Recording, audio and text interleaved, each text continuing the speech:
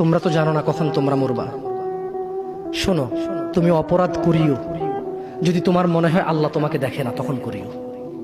তুমি অপরাধ করিও যদি তোমার মনে হয় আল্লাহ তোমাকে জিজ্ঞেস করবে না, তুমি নিশ্চিত বেঁচে যাবা। তুমি অপরাধ করিও যদি তোমার মনে হয় যে আল্লাহ তোমার জন্য জাহান্নাম নির্ধারণ করবে, আর তুমি আল্লাহকে বলবা আল্লাহ আপনি বললেই হবে নাকি আমি জাহান্নামে যাব। যদি এই ক্ষমতার অধিকারী হও তাহলে তুমি অপরাধ করিও। তোমাকে বলি, মহিলা, মা, বোন, চাচা, চাচি, নামাজ ছাড়া মানুষ মুসলমান থাকে না। ওয়াল্লাহি আমি বলছি না কোথায় বাঁধবেন, তর্ক পরে। আমি বলছি আপনি নামাজটা স্টার্ট করেন না। আমি বলছি না যে তারা ওই 20 রাকাত পড়বেন না 8 রাকাত পড়বেন। আমি বলছি যে আপনি পড়েন, 2 রাকাত হইল পড়েন।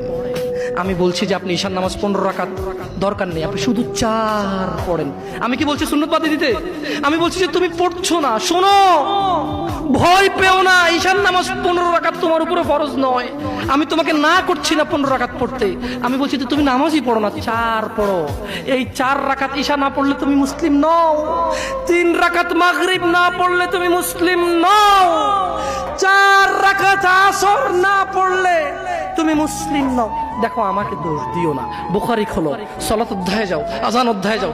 আল্লাহর নবী বলেছে তারা ওরা কাফির, ওরা মুশরিক, ওদের আর আমি মুহাম্মদুর রাসূলুল্লাহ সাল্লাল্লাহু আলাইহি ওয়াসাল্লামের উম্মতের মধ্যে পার্থক্য হচ্ছে নামাজ।